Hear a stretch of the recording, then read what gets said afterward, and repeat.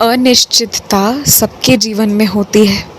आज जिस इंसान को तुम सफल समझ रहे हो ना, उसकी भी दफ्तर में, उसके भी काम काज के बीच में कोई ऐसा नया आविष्कार, कोई ऐसा नया मौका या कोई ऐसी नई चीज़ आ चुकी है जिससे वो भी व्यक्ति परेशान है।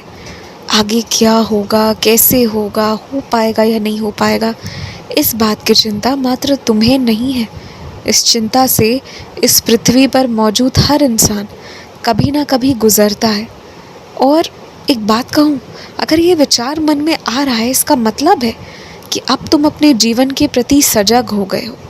तुम्हें अपने होने का एहसास है अब कि तुम क्यों इस धरती पर आए हो, किस काम से आए हो, क्या करना है तुम्हें। तुम्हें इन चीज़ों का एहसास हो रहा है, इसलिए तुम ये सब कर रहे हो।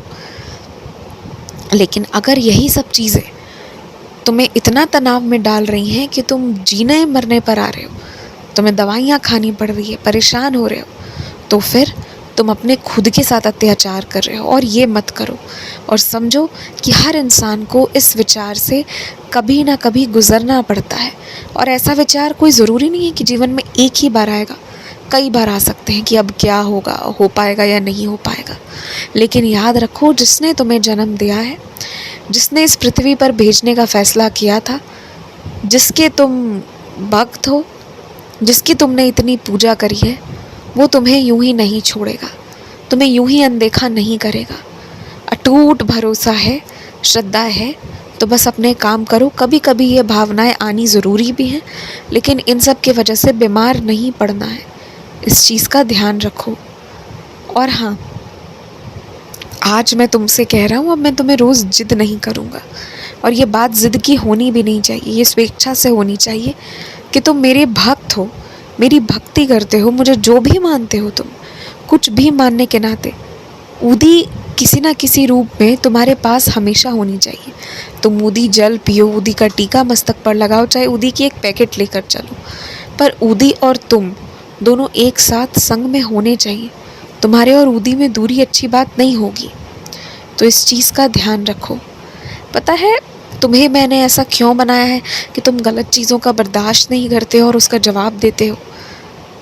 ये मैंने तुम्हें तुम्हारे लिए नहीं बनाया है, ये मैंने उन लोगों के लिए बनाया है ना, जिनके लिए अब तुम लड़ोगे, जिनके लिए तुम जीवन में परमात्मा बनकर जाओगे और उनके जीवन को रोशनी से भर दोगे। चुप रहने वाला इंसान बेचारा होता है, पर जो अपने लिए अपनी बात कह पाए, सच कहूँ तो उसमें हिम्मत होती है। और मैं तुम्हें हिम्मती बनाना चाहता हूँ। अगर बोलोगे ही नहीं तो समाधान निकलेगा कैसे। अब बोलने के बाद ना निकले वो अलग बात है, पर मैं ये चाहता हूँ कि हमेशा प्रयत्न करने की इच्छा हो तुम्हारे अंदर, लगन हो तुम्हारे अंदर। इसलिए मैंने तुमको ऐसा बनाया है। तुम्हारा स्वभाव भी मैंने ही तुमको दिया है। तुम इसीलिए किसी चीज़ के बारे में मत सोचो। तुम जो नहीं हो ना, या जो तुम नहीं बन सकते हो, तुम उसके लिए अब सोचो ही मत। अगर तुम ऐसा सोचते हो कि तुम्हें ऐसा बनना है जो हर वक्त हंसमुख रहे, सबको खुश रखे, इर्द गिर्द के लोगों को हंसाते रहे, तो ऐसा बनने की ज़रूरत नहीं है। अब ये स्वभाव नहीं है तुम्हारा तो नहीं है, इसे स्वीकार कर लो। जिनका है उनका सम्मान करो, पर जो तुम्हारा है उसका सबसे पहले सम्मान करो। जो नहीं हो वो तुम नहीं हो, और जो तुम हो वो तुम हो।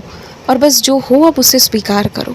अब बदलने जैसी कोई बात नहीं रही, अब स्वीकार करने जैसी बात है। सकारात्मक तरीके से खुद को स्वीकार करोगे तभी ना खुद के लिए कुछ कर पाओगे। तो अब खुद को स्वीकार करो और निराश बिल्कुल मत हो। तुम किसी के सहारे नहीं जीते हो, कोई तुम्हारी रोटी का इंतज़ाम नहीं करता।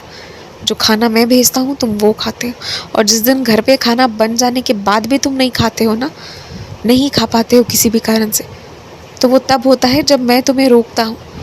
तुम्हारे शरीर के लिए जब ज़रूरी होता है कि थोड़ा विराम दिया जाए, तब तुम खाते नहीं हो।